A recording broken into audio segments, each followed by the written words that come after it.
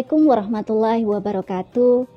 Sahabat intelektual muslimah dimanapun berada, pada program Suara Pakar untuk Perubahan kali ini, saya akan berbincang dengan salah seorang pakar pendidikan untuk membahas mengenai visi politik pendidikan Islam melahirkan guru yang kompeten. Untuk itu telah hadir bersama kita pada hari ini salah seorang narasumber yang kompeten, yaitu Ibu Tati PhD. Beliau adalah lulusan dari salah satu perguruan tinggi di Australia, di mana riset beliau fokus ke arah pengembangan profesionalisme guru. Untuk itu kita sapa terlebih dahulu beliau. Assalamualaikum warahmatullahi wabarakatuh, Ibu Tati. Waalaikumsalam warahmatullahi wabarakatuh. Ya, kita langsung saja, Ibu. Bagaimana pandangan Ibu Tati terkait dengan kualitas kompetensi guru di Indonesia ini? Iya, saya melihat bahwa hari ini kondisi kualitas guru kita masih cukup memprihatinkan. Ya, beberapa tahun yang lalu itu kita pernah tercengang bahwa diadakan uji kompetensi guru yang mengukur pemahaman guru terhadap mata pelajaran yang dia ajarkan. Hasil uji kompetensi guru tahun 2012 sampai 2015 menunjukkan bahwa hampir 50% guru tidak bisa mencapai standar minimum. Nah, kemudian tahun berlalu ternyata tidak menjadi lebih baik. Bahkan pada saat pandemi, learning loss sangat besar karena salah satunya adalah ketidakmampuan guru untuk mengubah pembelajaran dari offline ke online. Nah, tahun 2020 World Bank itu mengadakan penelitian dan hasilnya adalah dari sekolah-sekolah yang disurvei 29% itu tidak bisa mencapai standar minimum pengajaran karena salah satu faktor penyebabnya adalah kemampuan guru dan juga kapasitas. Ya, Ibu, dengan pandangan fakta-fakta yang Ibu paparkan tadi, sebenarnya apa penyebab dari rendahnya kualitas guru di Indonesia ini? Menurut saya ada paling tidak 4 hal yang menyebabkan. Jadi yang pertama adalah karena rendahnya kualifikasi guru. Guru yang sudah mengajar itu banyak yang belum memiliki kualifikasi yang seharusnya. Atau kalau mereka memiliki ijazah pendidikan misalnya S1, banyak di antara mereka yang mengajar bidang yang tidak sesuai dengan apa yang dipelajari sebelumnya. Nah, kenapa ini bisa terjadi? Karena rendahnya gaji guru. Karena gaji guru itu rendah, sementara banyak di antara guru itu yang adalah pekerja honorer dengan gaji yang sangat minim. Banyak di antara lulusan jurusan pendidikan tidak mau mengajar. Mereka lebih senang bekerja di sektor swasta atau mungkin berbisnis. Akhirnya sekolah kekurangan guru, dan ketika kekurangan ya siapa saja yang mau mengajar, mereka mengajar, termasuk yang tidak memiliki kualifikasi.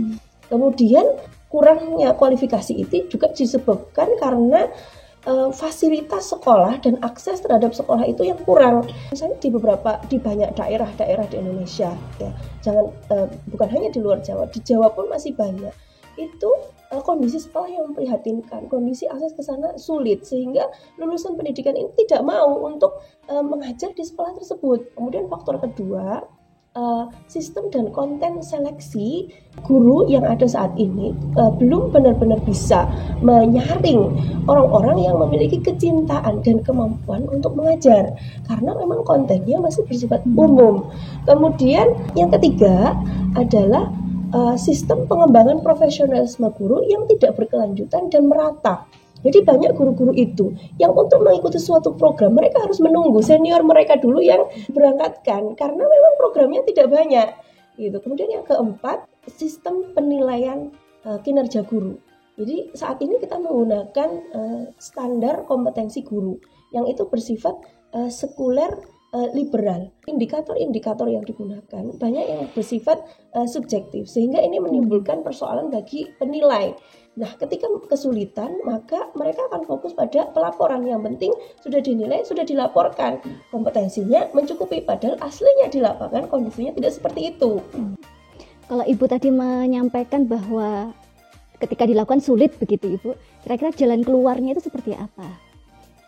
Nah, ini saya justru melihat harapan untuk mendapatkan solusi itu ada pada sistem Islam. saya mempelajari sistem pendidikan di berbagai negara, di antaranya adalah negara Barat. Kita melihat di sana yang selama ini kita jadikan sebagai kiblat, ternyata mereka juga mengalami persoalan dalam pengembangan profesionalisme guru. Meskipun mereka memberikan penggajian yang mungkin lebih tinggi dari kita, tapi sebetulnya di banyak negara itu kalau dibandingkan antara gaji guru dengan sektor-sektor yang lain itu masih lebih rendah. Ada negara yang memang memberikan investasi yang sangat besar seperti Singapura dan juga Finlandia. Dia memberikan tunjangan yang sangat besar mulai dari proses pendidikan hingga seleksi sampai pengembangan profesionalisme guru.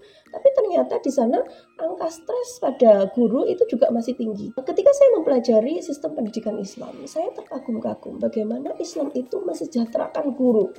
Islam memandang bahwa negara bertanggung jawab untuk memberikan pendidikan yang gratis kepada rakyat sebagai bentuk tanggung jawab negara kepada rakyat.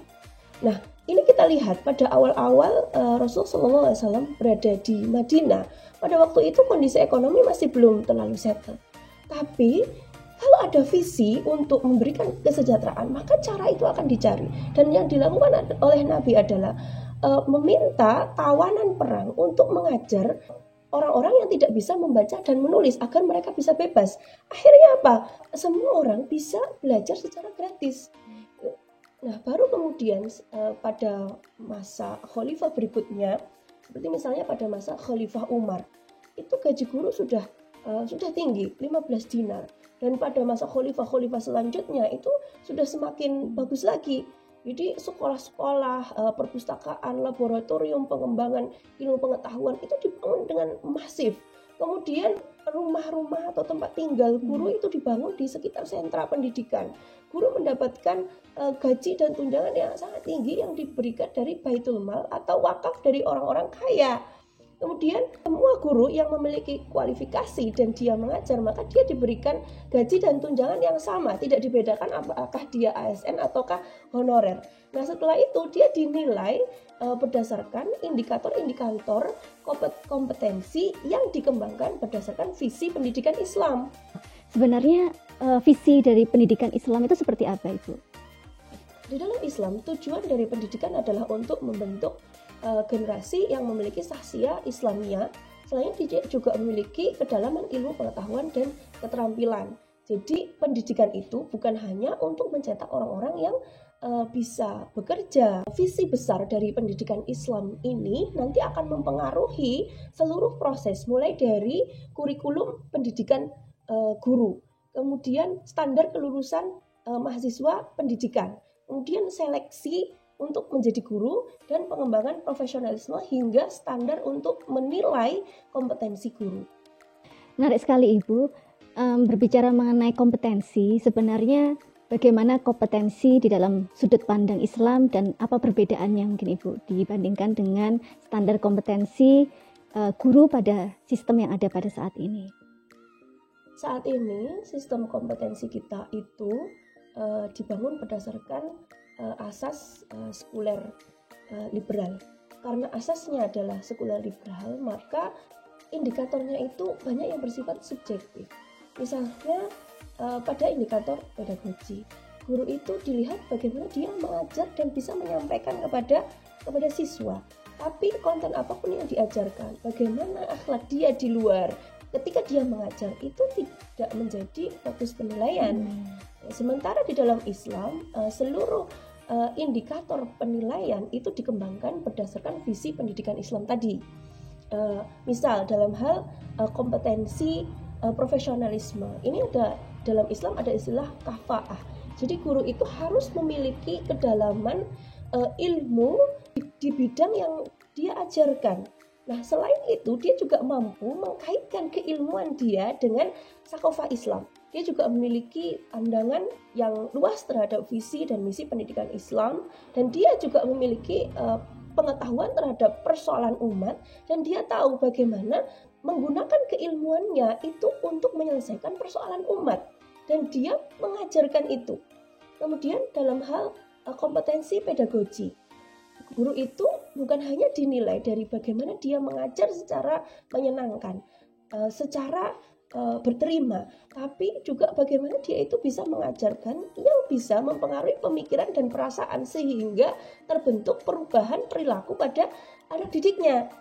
Nah, kalau dalam hal kompetensi personal, ini kita mengenal ada istilah himmah. Himmah itu guru memiliki disiplin, inovasi, kreasi, dan juga ketaatan terhadap akod-akod kerja, atau guru memiliki sifat amanah. Jadi dia bertanggung jawab bagaimana menghasilkan anak-anak yang berkepribadian Islam, juga menjadi teladan terdepan dalam menjalankan syariat Islam. Berarti memang ada perbedaan ya Ibu ya antara indikator di dalam sistem pendidikan Islam dengan indikator kompetensi guru di dalam sistem pendidikan yang ada pada saat ini. Iya betul, karena memang kompetensi itu dikembangkan berdasarkan visi pendidikan, dan visi ini nanti akan mempengaruhi semua aspek. Dengan penjelasan yang Ibu berikan tadi mengenai sistem pendidikan Islam, berarti sangat bagus sekali ya Ibu ketika sistem pendidikan Islam ini diterapkan. Berarti artinya siswa tidak lagi hanya pintar dari sisi intelektual, tapi juga memiliki kepribadian Islam yang luar biasa. Iya betul.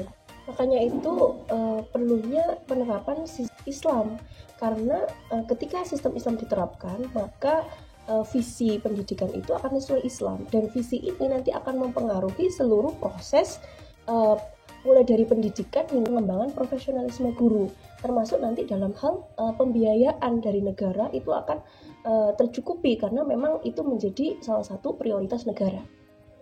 Masya Allah, sangat luar biasa dan mencerahkan pembahasan kita pada hari ini Ibu. Terima kasih atas waktu yang Ibu Tati berikan. Sahabat intelektual muslimah, demikian tadi diskusi kita dengan Ibu Tati PhD. Semoga memberikan pencerahan, inspirasi, dan semangat perubahan untuk mewujudkan kualitas guru serta generasi yang lebih baik. Demikian, Assalamualaikum warahmatullahi wabarakatuh.